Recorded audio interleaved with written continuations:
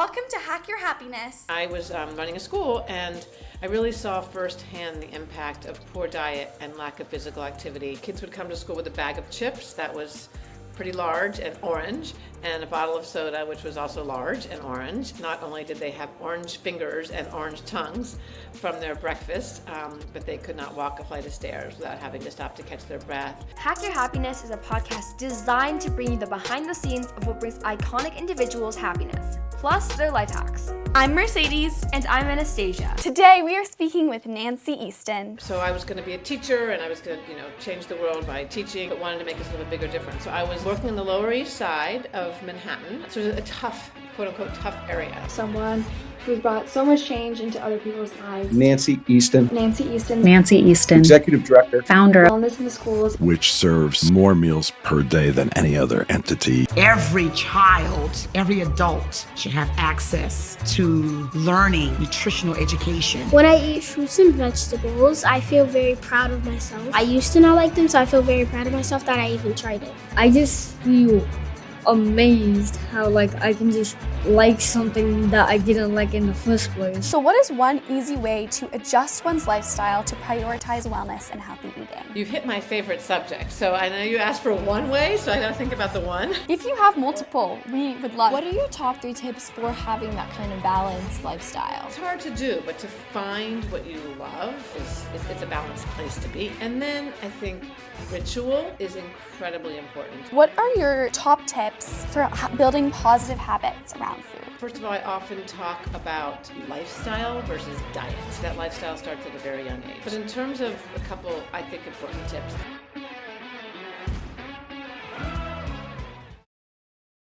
Welcome to Hack Your Happiness. Welcome, Nancy. Thank you. I'm happy to be here. Your listening truly means the entire world to Anastasia and I, and we would love to invite you to join the Happiness family, which is completely free, and that way you'll never miss another episode of Hack Your Happiness. You can join the family by following this podcast on whichever podcast listening platform you're on now. Thank you. We are so excited to have you here with us today. You are an incredible creator of impact, and you've really built a transformative nonprofit. And we'd love to start off with if you could just tell us a bit about yourself and your backstory. How did you get to where you are today, and what made you decide to pursue the path that you're on with wellness in the schools? Sure. Well, first of all, I love how you say processed. I like the little Canadian accent on that.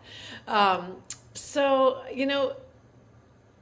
there's the origin story that starts with me running a school, and I could tell you that.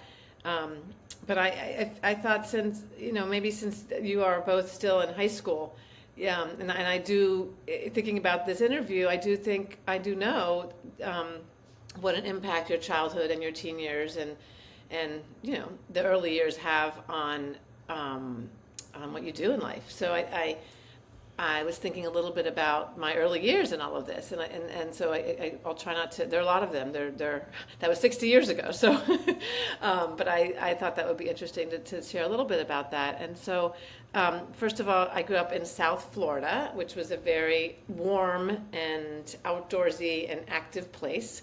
So I spent most of my childhood running around outside and playing all day, which is clearly impacted sort of what I did later. And I ended up being a pretty serious athlete, and I was an athlete in college, so that has stuck with me, certainly in my own personal life and in my work. But I think also, just to start, my parents both truly believed that all of their children really could accomplish anything they set their minds to. And I mean, they expected a lot of us. It wasn't like, oh, just go out and do it. But sort of, they, by example, shared that we should work hard to sort of meet that expectation, and they supported us in meeting that expectation. So I have great examples of working hard, not only in my own parents, but my dad is one of 8. His siblings are now all in their 80s, and his 85-year-old sister is still working. His 81-year-old, or 82 now, year old brother, my uncle and godfather, gets up and goes to the swim every day, and then goes to work every day, and my father is still working. So I have these great examples of working hard at what you want, but following what you love, and if you find something you love and then work hard at it, it's a recipe for success. And so I'm lucky to have found what I loved early on, and to have these great role models who are doing what they love and still working. So had this great parents who supported me, ran around outside and played all day. My mother was fondly called Nature Lady by our friends, because she did a lot of things that they thought were sort of natural.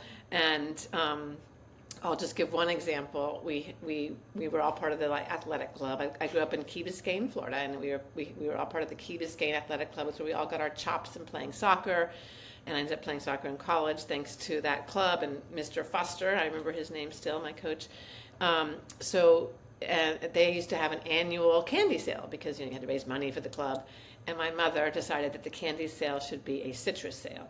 So she got oranges and grapefruits from her uncles in northern Florida, her uncle, and she decided to turn it into a citrus sale. So I had this example of nature and health and wellness, certainly as a child as well.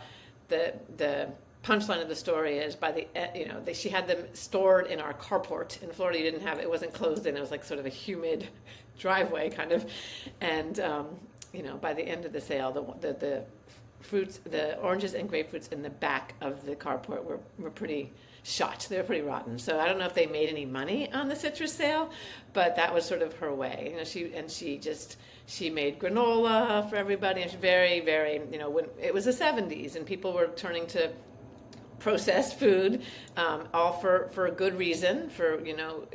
So many trends in this country and in this world are start with a good intention. So, at that time, women were actually going to the workforce, and women were, of course, those who were at home also feeding children and taking care of the house. So to be able to do both, they needed to make it easier, right, to cook. So anyway, I digress, but my mother was not going to do the easy route. She was going to still make homemade food, and it wasn't going to be processed, and she made homemade granola, and people would come to our house for homemade pancakes on weekends. So that was instilled in me at a young age. So running around and playing, and healthy eating, real foods. I just saw that as the norm, really, running around, as a child. So, but I think the most poignant part, and I was your age, I was probably early in I think it was 82, so early in my high school years. I grew up in Miami, outside of Miami, and it was a very segregated city. It was then and still now, by socioeconomics, by skin color, and I think it may be more integrated now, but at the time by religion. The Jewish people lived here and the Christian people lived here. That's what I saw, and that's all I knew. And in the early 80s, there were race riots in Florida, in Miami, where I lived.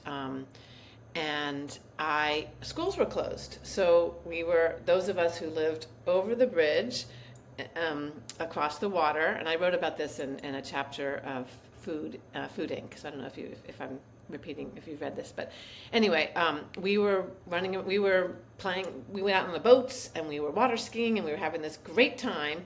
And I was probably younger than you, and I looked across the water, and I saw the fires. I saw the smoke from the fires of, God, even now I get the chills, of homes of my friends, my best friends being burned down, because these were friends that I was running. I told you I played soccer and I ran track, and on my track team, I was the only sprinter with white skin, and they used to call me White Lightning. So these were, again, race, socioeconomics. We were segregated, and I couldn't. And so everyone was like having fun, and we're water skiing, and hey, we don't have to go to school, and. So probably not unlike you, I was rarely sort of impacted by that. I think it's a rare thing for a 13 or 14-year-old to sort of recognize that and think, I didn't understand why, because of skin color, because of socioeconomics, a body of water sort of separating us, why these who were my best friends, who I was, running track with during the day, had to sort of go through this type of go through this in life. And so I know at an early age, I was, no one was talking about social determinants of health, or, systemic issues. But I remember being very reflective that day on the boat and trying to understand kind of why our world was as such. So that's a very long way to say that I knew that I wanted to do something that would make a difference in this world. And so I was, my parents, particularly my father, tell me I could do whatever I wanted. So I was gonna change the world. That's wonderful. I love how, all those different factors of your childhood, from, how you played as a child, to the people you were friends with, to, the way that your mom raised you, and the times everything kind of shaped you into the person you are now, and the work that you've done, the impact you've generated. And I think it's such a beautiful way to look at life, because I think, as teens growing up during, the pandemic and a lot of uncertainties and climate change, we can really kind of, rather than feeling, really down about those different circumstances that we've lived through, we can kind of use that as a fuel to kind of be like, okay, I'm living in this unique time with these specific challenges. How can I really translate that into a way to make impact, or, maybe even just be more grateful for what I have in the present. How did specifically wellness in the schools come to be, and how did food come to be such a priority for you in making impact? Yeah, so I guess it was something that was just always, like I said, embedded in me as a child, as a young person. And then fast forward to, so I was going to be a teacher, and I was going to, change the world by teaching, and I enjoyed that so much, but wanted to make a sort of a bigger difference. So I was working on the Lower East Side of Manhattan, and which at the time, I know you're probably not familiar with the geography and demographics of Manhattan, but at the time it was very sort of a tough, quote unquote, tough area. Like the corner store was a deli that was selling drugs to the kids in my school. Basically, I'd come to work in the morning, and there would be people coming home from the evening, and I don't know what drug they were strung out on at the time, but anyway, they were. And so it was a sort of interesting area, and I was running a school, and I really saw firsthand the impact of poor diet and lack of physical activity on children's ability to learn. And again, it was the early 90s, and no one was really talking about chronic illness, but kids would come to school with a bag of chips that was pretty large and orange, and a bottle of soda, which was also large and orange. And the way I often tell the story is not only did they have orange fingers and orange tongues from their breakfast, but they could not walk a flight of stairs without having to stop to catch their breath. They couldn't focus in class. So that was the impetus, really, seeing that as a principal, as someone who's running a school. And I also saw the lunches that were, a federal program, really pretty over-processed. And I thought that kids deserved better and more than that. And recess time was very short and very sedentary. So that was really what compelled me, and that was the early 90s, and I sort of was still working in school, but fast forward to 2005, and I decided that I had to do something about it. Yeah, I mean, it's so sad to see kids like that go through experiences like that. And I mean, I think it's amazing that you took such an initiative to make a difference and help impact their lives for the better. Yeah. Can you tell us about some of the programs? I know that Anastasia and I have listened to a lot of other interviews, but for our audience, can you tell us about some of the programs that Wellness in the Schools runs?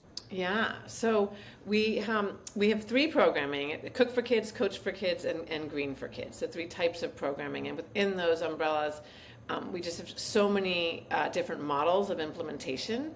Our sort of North Star is to ensure access to nourishing food and active play for children in public schools. And our mission is to teach children healthy habits, to learn, to live, and to thrive. And so I won't bore you with each of our programming, but the reason there are so many aspects of our programming is because I really pride ourselves in listening to our districts and listening to our communities. So when we come in and say, hey, here's program A, and they say, that's great, but can you shift it to meet this need? And we're like, with reason, of course, as long as we're sort of still reaching toward that North Star, we say yes. And so we have recipe and menu development and training of school cooks and education for children and families. I'm cooking and nutrition, and that's on the cook side. And then on the coach side, there's fitness breaks throughout the day. There's training of recess aides. There's family fitness fun nights, and I could go on. And then on the green side, there's gardening, and mostly the garden to cafe program, where we harvest a garden and then we supplement it, because usually you get like 1 or 2 tomatoes, right, in a school garden, and then we supplement that and provide recipes in the cafeteria around that gardening. So those are the 3 sort of buckets, high level. I love how you really take like a holistic approach, like helping kids get more active, and then helping the schools, provide them with better nutrition, and then helping the students really know why this is a good choice, because they can develop that habit, not just because they're being provided better food, but because now they can like take that further into their lives as they, grow up. Exactly, and teaching them to make like the right food choices and know that there are good and holistic options out there. So throughout your amazing career, what has been one of your greatest challenges, and how did you overcome it? Oh, well, you know what? Truthfully, we're kind of fighting against the norm every day, right? I think, what is it? It's upwards of 60% now of the American diet, and I don't know the Canadian, is ultra-processed foods. So every day is a challenge as we're fighting against the norm. Although I do feel like in my journey, I once heard the wonderful Gloria Steinem speak, and someone said to her, "How did you know that you were finally making a difference?" And she said, "When I was no longer crazy." And I do, in the women's movement, I think that in the early years, we were the crazy moms. We were like the hippies. We were like breastfeeding in the back of the classroom, not really, but we were kind of known as such. And at some point, you read it out all the time. Health and wellness is probably the most trending word. So at some point, we became not crazy. So the daily challenges got a little lessened, but gosh. Without sounding too morbid or depressing, during my 20-year journey of running wellness in the schools, one of my closest friends and founding board members was, she's our graphic designer also, and she passed away in 2020 of ovarian cancer. And I think, on one hand, it just puts everything into perspective, that's for sure.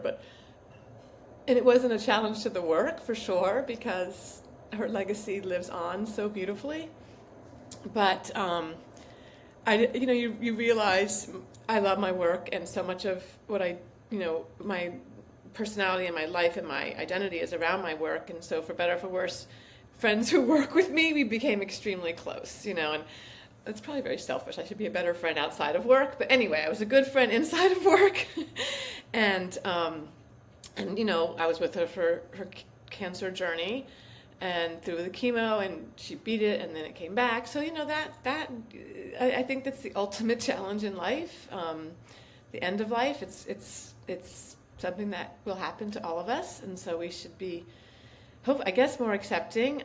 But yeah, both my parents are still alive. I have most of my family, all of my family, except for, of course, grandparents. But so dealing with Susan's death was,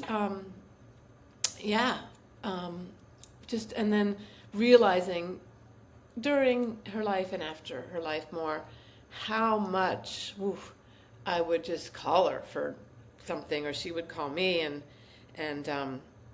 definitely around work, not just around the design. We were thought partners for sure. Like, we would just talk so much about the design, but the programming at large, And so I lost my thought partner. So she really, it wasn't just about the design for her. It was she really respected the work and lived that wellness life, and loved all the folks who worked with me, all the chefs and coaches. And she sounds like such a wonderful human, and I'm so sorry for your loss. That's so difficult. It's so difficult to lose a loved one. Yeah, and someone that you were so close with in thought and in daily life. Yeah, your thought partner. I love that.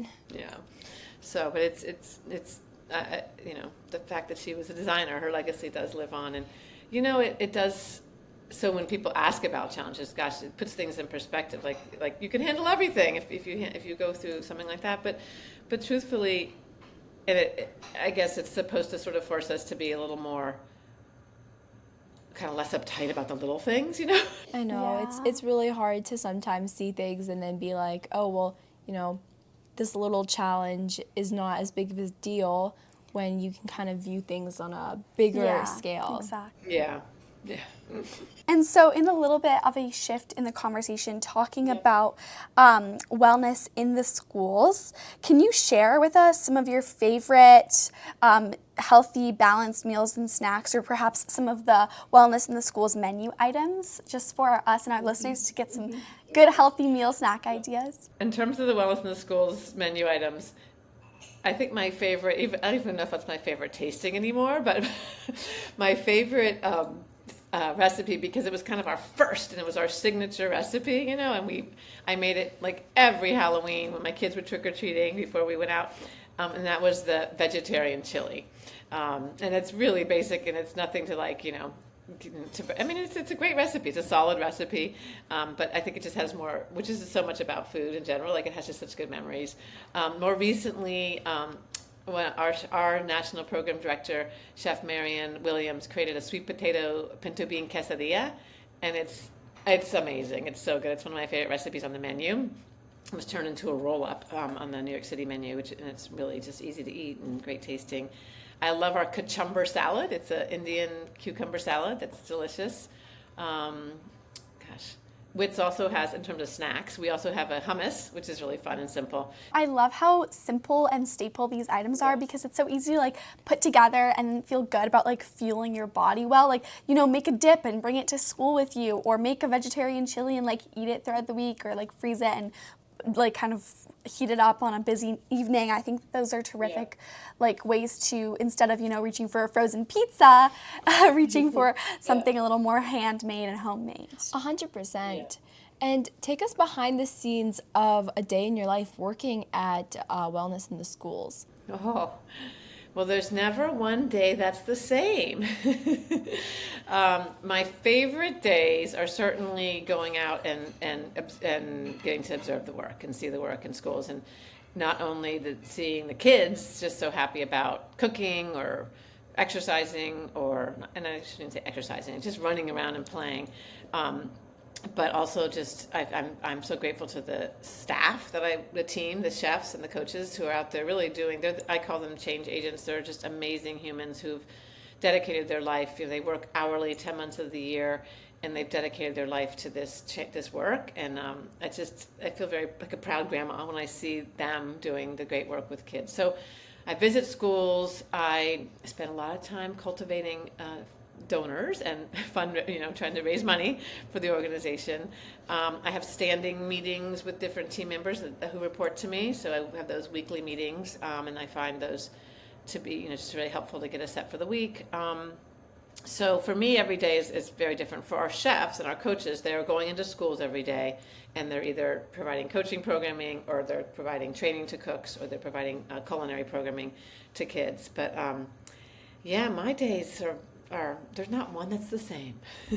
I love that. That's very exciting. I feel like that's kind of the fun of it, is like you get to look in different avenues. Sometimes you're with the students, sometimes you're meeting with your staff, sometimes you're fundraising or organizing events. I think that's so awesome, and it just shows that, like, you know, if someone is listening, or like if someone wants to pursue some type of job where you're making a social impact, it can be super interesting, and you can kind of tap into different facets of your life. You don't need to like just focus on one thing. You can really make an impact and help others in so many different ways, and that's just so rewarding, I think. Exactly, and I love how there are so many different things to do. It's not like, this is my schedule, I do the same thing every day, which is great. We love a routine, but sometimes having that kind of different things just, I don't know, I feel like it kind of keeps us alive and keeps us... 100%. And I know I'm privileged in that I founded and I run this organization, but I'm able to innovate every day too. Like, what do we want to do next? You know, what can we change? And I do try to, I hope that my team would say that they get to innovate as well, because I think it's really like, we all come to this work from different perspectives. So I'd love to see everyone's perspective on kind of what's important to do next. And they're the folks who are in the field too, so they can see what the needs are on the ground. Absolutely. And so while many of us know the value of healthy eating and exercise, like I feel like especially with media these days, like we really as a society kind of started to talk a little bit more about like wellness is like such a trendy word and topic. Like we know that it's important to eat healthy and get moving, but life unfortunately gets very busy sometimes. And the first thing to go, the first thing that we cut back on to, save some time and make sure we can still get some downtime and get to some adequate rest is home cooked meals. And maybe we are opting for fast food options or for, frozen meals. So what is one easy way to adjust one's lifestyle to prioritize wellness and healthy eating? You hit my favorite subject. So I know you asked for one way, so I got to think about the one. But I really do love. If you have multiple, we would love it. Well, it's funny, Anastasia, you sort of touched on one, which would be my tip, and I do provide tips a lot to folks, to friends, to professionals. But you touched on one, which is sort of prepping when you have the time, right? You said you can make the batch of chili sort of, when you have the time, then you have it all week instead of jumping for that frozen pizza, right? So one of the things, I could spend the whole interview on this, but I'm pitching a class, just a college class, because I really do think that, I think there are two really important classes since you're heading there. One is a new one that I learned about from my daughter, who's taking it now as a senior in college. But the one that I've always wanted to pitch is a sort of modern day home economics, and that it's really just about not only teaching people how to cook, kids how to cook, but also I think everyone should leave college knowing how to cook, but also sort of knowing the tips and tricks and hacks, which is why I could talk about this the whole time, on cooking. And one of those tips and tricks and hacks is we all have busy lives. There's no doubt, and particularly, moms or dads who carry 3 jobs to keep, food on the table. But there's always some time in everyone's day or week that is slower. And so the one day a week that you may not be working, or the one half day a week. And not that you want to be prepping vegetables on that day, but do find that time. And I know my son does this in college, and he's in graduate school, and he's working around the clock. He's a graduate assistant, and so he has this Sunday when he can sort of prep his meal. And he preps one meal for the entire week. He makes the whole thing, and then he eats it every single night. I could never do that, but definitely prep. One of the most time-consuming things to prep, believe it or not, are your vegetables, because you have to wash them and clean them, and then sort of cut the ends off, and then cut them into whatever size or shape you want. So my one tip is to do that on the one day that you have the time, and so then you put them in Ziploc bags. I like to separate the bags. I debate this with Bill Telepan. He likes to put them all in the same bag, but I'm like, what if you want to make the mushroom separate from the celery? So anyway.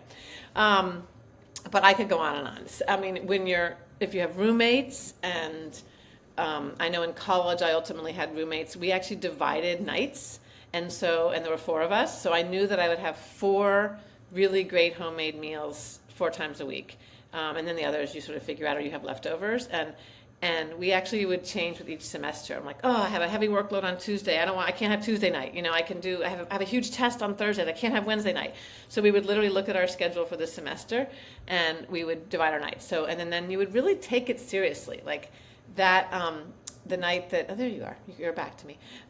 When it was your evening, I remember one year, since I was in college in New Jersey, I live in Florida, I brought home, back to school, I brought key limes and lobster from Florida. And so I was making my, key lime pie and my lobster dinner for my friends, because you took your one night very seriously. So if you only have one night in a week, that'll do it. That's a tip.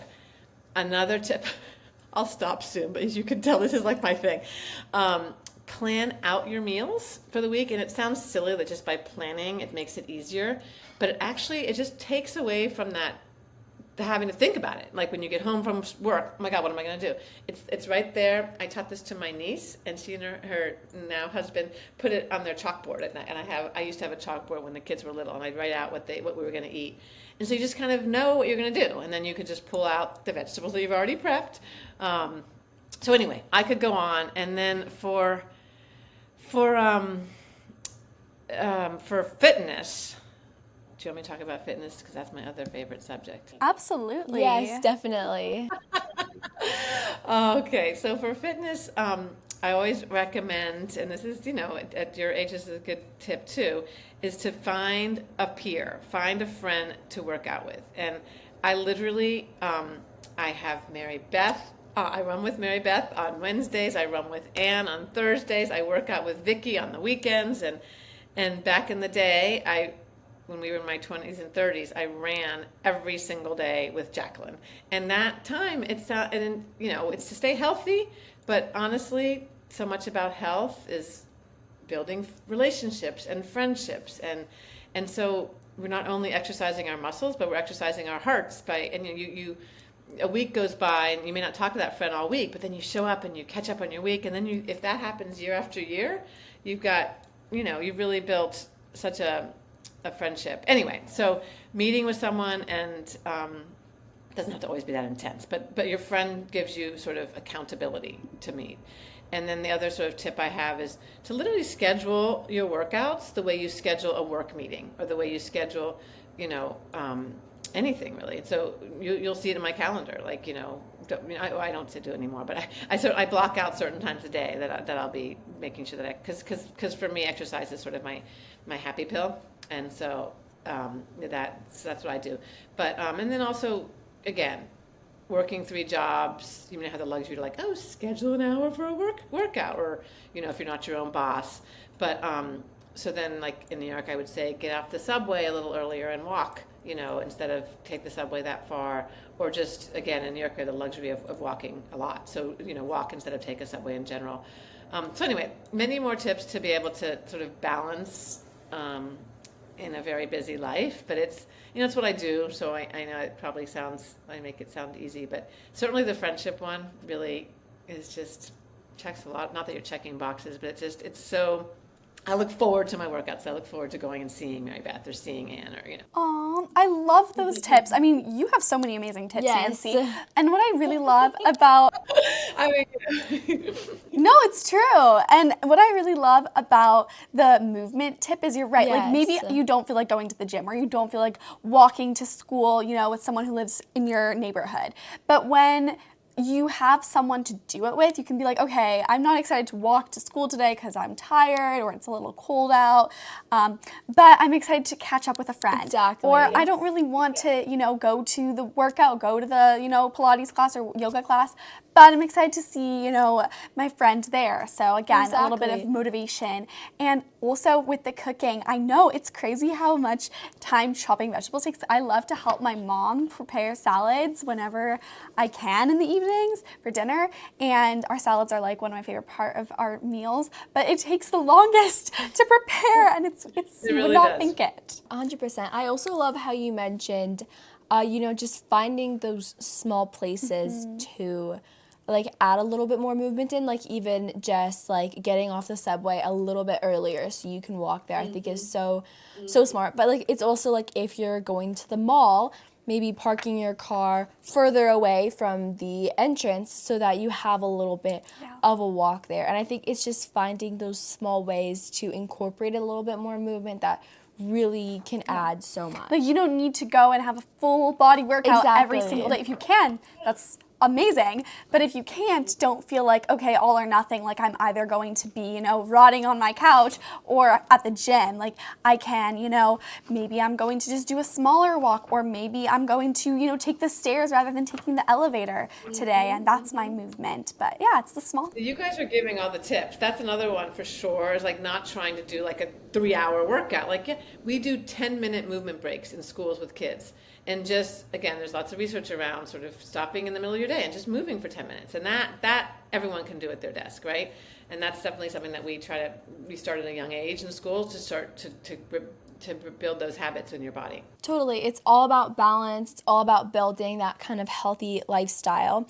So it's about having fun, but at the same time, it's also taking time to recharge and rest, but still, making time for meal planning and having those meals and cutting those vegetables and exercising. So what are your top 3 tips for having that kind of balanced lifestyle? I think in terms of balance, there is that saying that no one ever went in their deathbed and said they worked too much, But I think it starts with kind of what I said early on, is that, and it's hard to do, but to find what you love. And then I think that expression of like, no one ever said you work too hard will never be part of your narrative, because if you find what you love and then you work really hard at it and see benefits from that hard work, it's always going to be fun. I mean, I'm not going to say always. There are days that stink, but I think just in terms of balance, I think people think balance. Oh, work life, you have to have fun, but I do feel that again, when you find what you love, the work is it's a balanced place to be, frankly, right? And then I think ritual is incredibly important. And Anastasia, I think you had mentioned it. So sort of kind of the ritual of seeing a friend every week, or the ritual of whether it's a dinner table, or ritual of honor, like, birthdays, and the rituals of those celebrations, because they come, and let me tell you, the older they get, they come faster and faster. So those times are incredibly important. And then I think kind of the last one or two, you said three, is, I'm trying to think of which one I would do first, is to not take yourself too seriously. Like, I think just to be able to laugh at yourself and with yourself, and I think that comes back a little bit to a lesson that maybe Susan, the gift that she left me.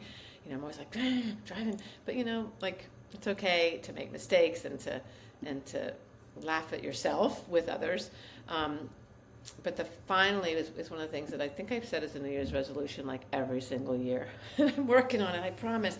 But my latest line is that really the only way to sort of slow down time is to be in 100% in the present as much as you possibly can. And that's such an easy thing to say and not always easy to do. And I always try to think of, like, what are some tips for being in the present? And one is looking at yourself from the outside in. So, like, as I'm having this conversation with you, I'm watching myself, and what are you saying, and what are your expressions, and what are Mercedes and Anastasia thinking and saying? And I think, I mean, that's a little bit weird, like, you're always like talking to yourself, but I think that helps you to stop and look at the situation, I guess, from the outside in. So I don't know if that's about balance, but it's certainly about trying to just be in the moment and be present. I love that. It's like giving yourself that kind of perspective of, like, I'm in this moment and I just want to pay attention to everything that's happening and really embrace it. And I love how you also mentioned that it's the best way to, it's so easy to have time speed up. You're focusing on, summer or for spring break, and you're exactly, like, you're like, oh, I just need to get to there. And then time maybe will go by faster because you're not really consciously in the moment, but just appreciating every single day, as well as just finding that thing that you love. I think that I know that Mercedes and I love working on small bits of happiness, and it doesn't really feel like work. It just feels like, we're doing something that we love and we're seeing people benefit from it, and it's so amazing. Exactly.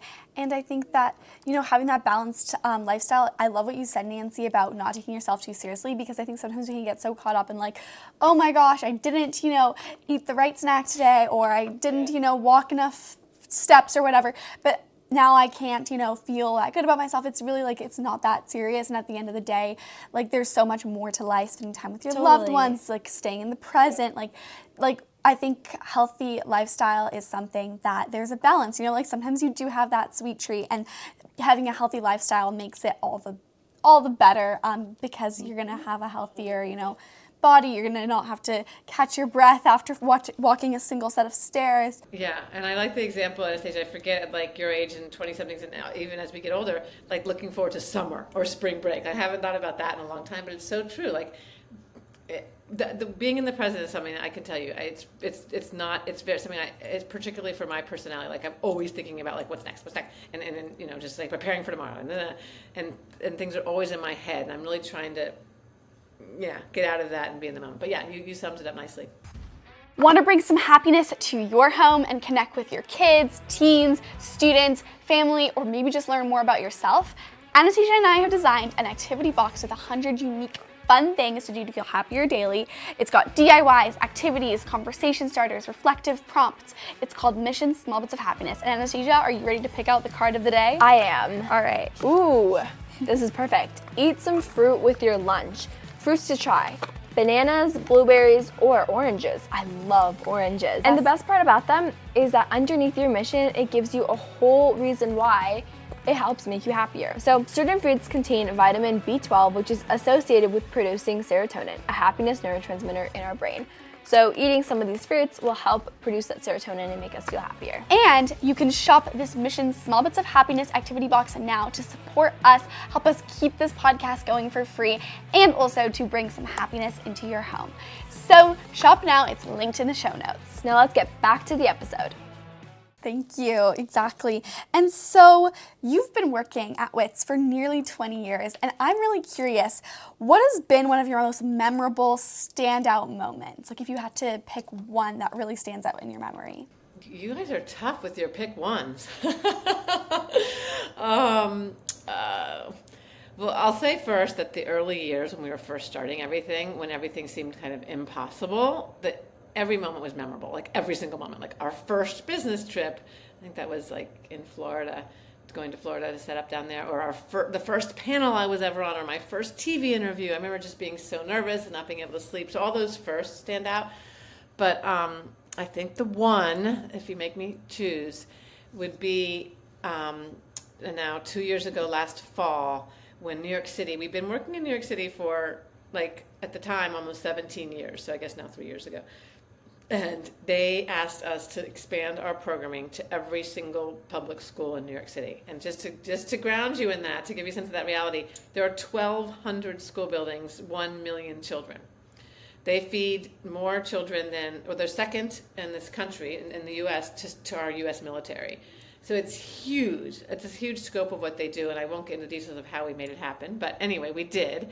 And to launch that, we went to a school in the Upper East Side, in East Harlem, and we invited all of the chefs that we'd hired. So there were now about 75 or 80 chefs and all of our team, and we had one school cook from every district. So there were 32 school cooks, all in their chef jackets.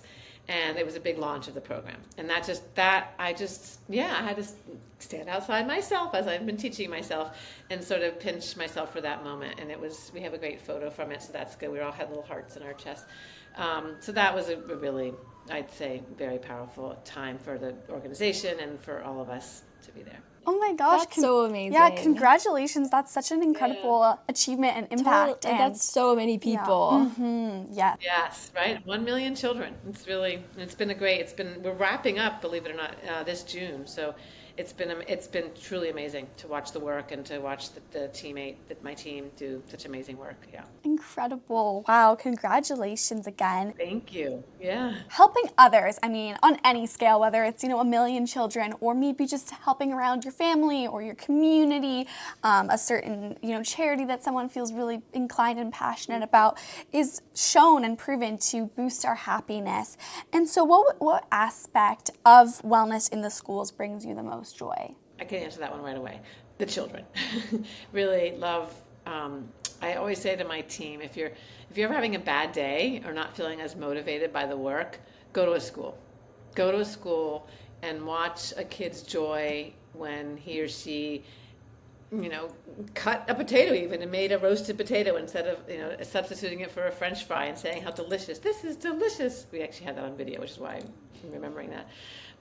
Or I often say, nothing makes me happier than seeing, kids' rosy cheeks from running around and playing in a game and just being, exhausted in the best of ways. So definitely the kids. I've said earlier, just my team, they really, really inspire me every day for making this work kind of their life's work. And again, working 10 months out of the year and often having a second job to be able to do this. But I also just want to lift up the school cooks because they are working so hard against all odds. They have long hours, little pay. They've got 500 kids to feed, and so 500 opinions, and 500 their parents' opinions, so 1,000 opinions about the food. So and they're doing their best. So I feel very motivated and inspired by watching them do their jobs every day too. I love that. I know that definitely for a lot of kids my age as well, I love cooking, and I think it's so fun. I know a little while ago my school took us on like this cooking class, and it was so fun, and we were all like working together. Like there were 2 teams, like there was 2 groups to make a different sauce to make because we were making spaghetti and meatballs, and so we were each kind of racing against each other. Yeah. Top chef. Exactly, to be like working together and, you know, learning how to make a different recipe, and it was so fun. I love that, and I think that that's another beautiful thing about food is like, especially when you're cooking it together, like it's such an experience to be shared. Like, yes, you know, having lunch, no matter what, even if you're eating like a bag of candy or chips, is going to be an experience shared together. But when you're making the food together, Exactly. you're cutting the vegetables together, you're like competing against one another. It like, wasn't really a competition, but I think the kids in my grade just decided that we wanted to race against each other. I just think it's such an experience, and it's such like a beautiful way to bond. And like, I know that I love to cook with my mom, or me and Anastasia, we love to make different like brownies or cookie Exactly. batches, and I think that that's such an amazing way to feel happier and like connect with other people in another Totally. way. Food can do so much for connection, right? I think that with healthy eating, it's obviously a habit that we develop over time, but I think sometimes it can be a hard mindset to kind of cultivate, you know, having positive habits around food and seeing food, you know, in a positive way as a good way to fuel our bodies. And so what are your top tips for building positive habits around food? Yeah, I mean, I think, first of all, I often talk about lifestyle versus diet. And that lifestyle is why I work in schools, right? Because that lifestyle starts at a very young age. So really just kind of embedding that into kind of your life from the very beginning. I like to also, I think you said it, Mercedes or Anastasia, I don't remember who, said, you know, it's okay. I try to go by the 90-10 rule. Like, you know, I love sweets. Oh, I love my chocolate. You know, and I love baking, and you know, I love, you know, I love pretty much eating everything. So I think just giving yourself grace in that, you know. But in terms of a couple, I think, important tips, and you know, we work with poverty and health are certainly related, and we work in high poverty communities, and I often will say, get rid of sodas. I mean, I try not to do a lot of like negative. I'd rather be additive, like add exercise, add walking, add fresh fruit. But sodas cost money. If you live in New York, you're often walking to the store, so they're really heavy. So for me, sodas and really any sugary drinks, I think water is just the panacea. And you could squeeze, you know, fruit in water. You could add some things if you want, but it's really, I find like if you're going to try to like diet or get rid of one thing, it would be sodas, and then of course, as we started the talk, processed foods, ultra processed foods. And so as long as you're eating real food and making that a lifestyle, and you know, go for it, right? Again, lifestyle, and you know, you can certainly portion size can play into that in terms of. But I try not to tell people to you know, deprive themselves, right?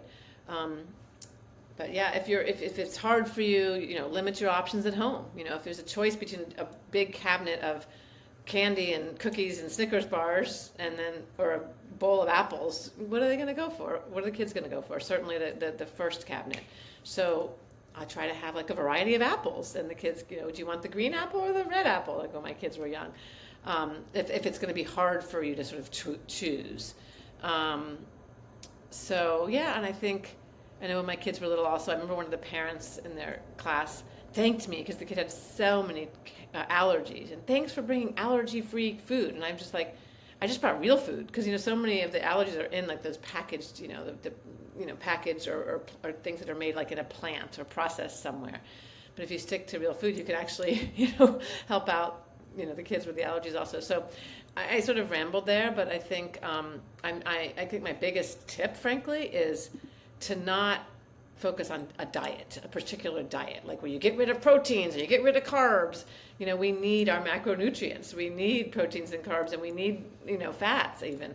So to really make room for all of that, but in a modest way, and not in overdoing it. Again, portion control is important, but also you know, giving yourself grace for your treats. Oh, just real food. You know, really. Lifestyle. So if you do that kind of from early on, you can sort of instill those habits of lifestyle, and then 100%. I love that so much. It's about lifestyle. And so, like, Totally. if you go somewhere and they have, like, a really good-looking brownie that you really want to try, like, go for it. It's not about restricting yourself. It's about just having a healthy outlook. And, like, maybe you're not going to have a brownie every single day. Instead, I'm going to have, like, a fruit because it makes me feel good and it's natural and it has those good sugars, natural sugars.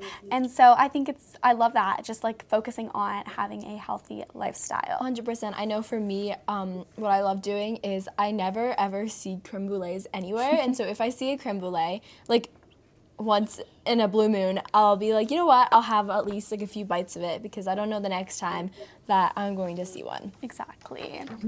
love that. So you have already achieved so much impact through WITS. So much, yeah. So what are your current goals and where can you see it going in the next few months and years? Oh, that's a good question. So, yeah, first of all, I'm just like, what's directly in front of me is next school year. Like at this time of year, we're always thinking about sort of the next school year. And as I said earlier, our very large contract with New York City ends. So again, we are national, but our biggest market is here in New York City. So definitely that's in front of me. Like, what does next year look like as we continue with the work in New York City, but beyond this contract, sort of. And when we talk about the work over the last 2 years, because we wanted to be equitable to every single school kitchen, we called it sort of a one-size-fits-all training model, where we're training everybody, side-by-side training. Every school cook, every school had 1 month of training. To next year, we're looking really at a one-size-fits-one model to provide off-site training workshops where cooks can take the topics that they need or that they're interested in. So what's in front of me is next year, and then also contracts with new districts for sure. The coach program is kind of, you can tell I'm talking more about the cook program in this call.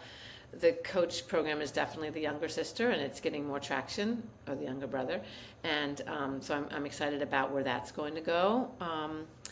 And then I think too, just this current administration in our country, I'm sure you've heard about it in your country, but I think it's very sort of interesting in my space.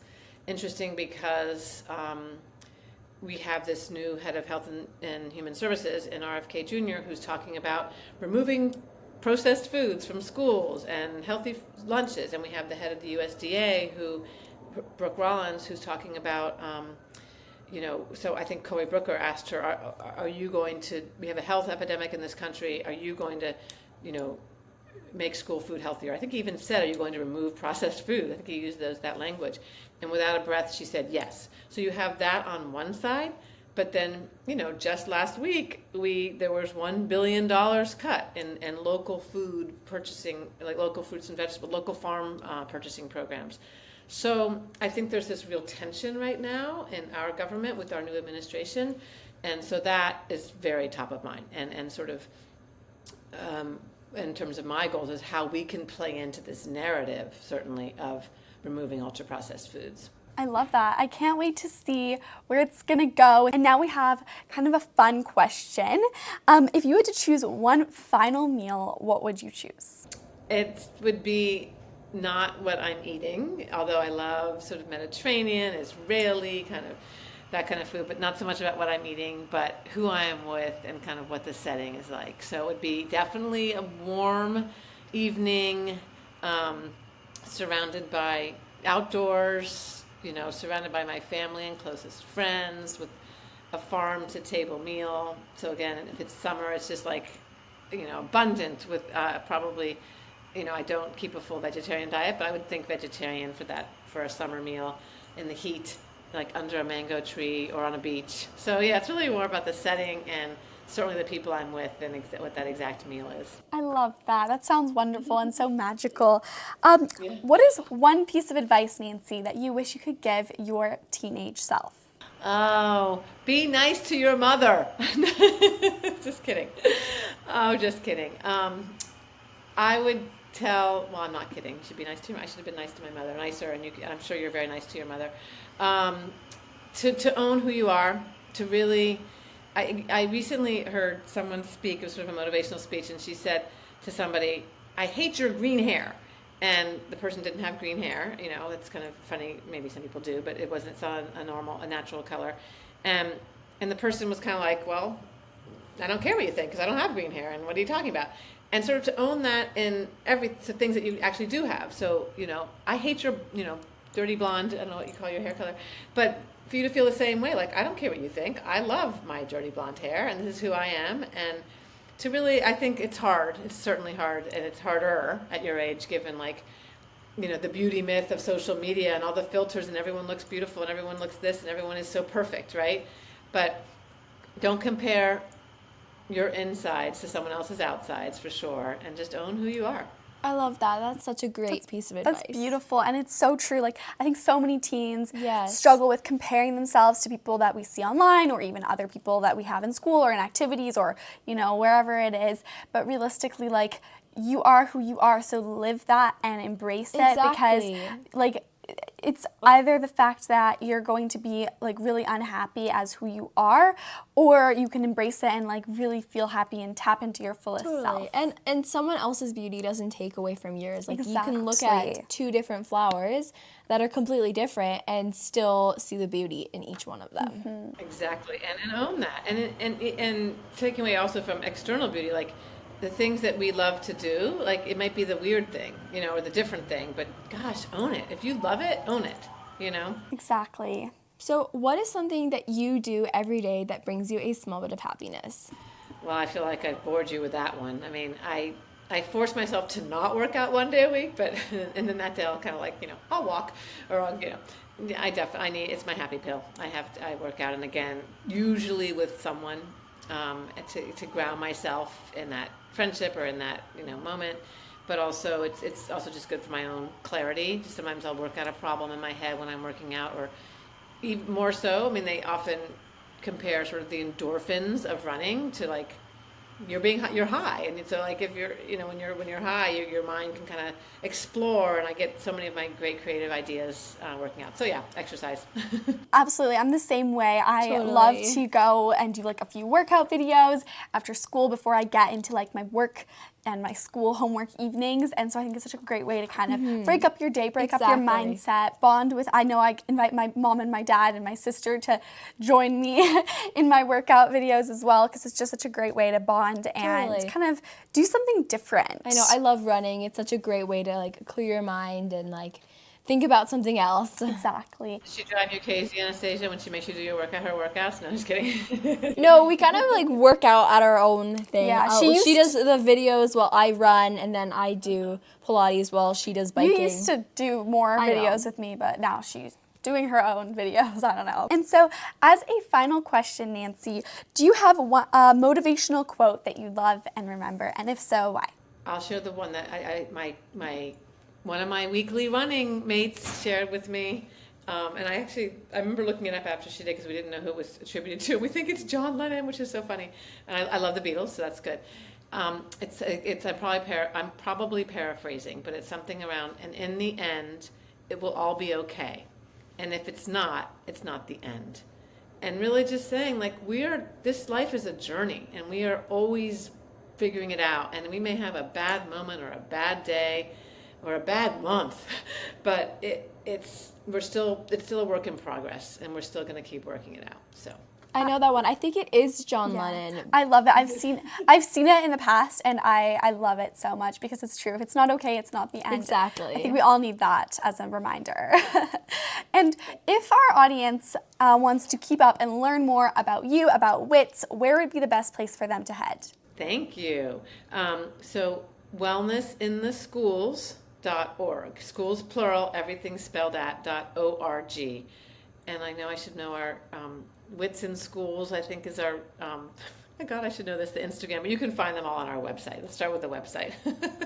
Perfect. And we'll link that in our show notes so anyone can really easily get there. And we just want to say thank you so much for joining us today. It's been incredible to hear about your story, your amazing tips, Yes. as well as the impact that WITS is making. I think it's inspiring all of us. So thank you. Well, you are both incredibly inspiring to me. I just love that you're doing this at the young but bold ages of 15 and 17. So good luck. And congratulations on this podcast. Like I said, I listened to many of them and really loved your interviews. You have great interview questions and great feedback. So Thank you so much for listening to this week's episode of Hack Your Happiness, and thank you so much to Nancy for joining us today. She's so inspiring, and the nonprofit that she's built has truly transformed schools across the United States, especially in New York. So Anastasia, what would you say is your biggest takeaway? I would say that, just working out with friends is such an amazing way to also keep yourself accountable while at the same time kind of bringing a little bit more fun into that and making it also about having a bit of a socialization. How about you? I love that, and I really love what Nancy said about focusing on lifestyle over diet. If you want to be healthy and be active, don't restrict yourself of certain things. Instead, focus on having a balanced lifestyle where you're going to be reaching for the healthier options. But if you are going out with your friends, or it's a special occasion, or you just really want to try that creme brulee or brownie, you're gonna go for it. Because after all, life is all about just embracing the small good things.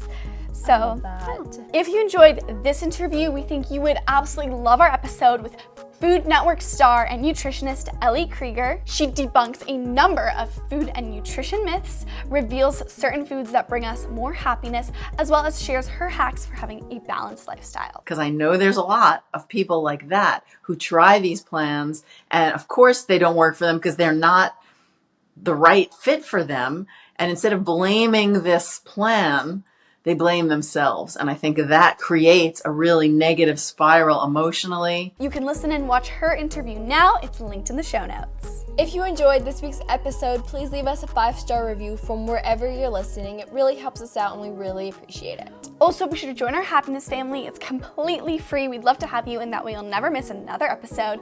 You can join the happiness family by following Hack Your Happiness on whichever podcast listening platform you're on now. See you next time.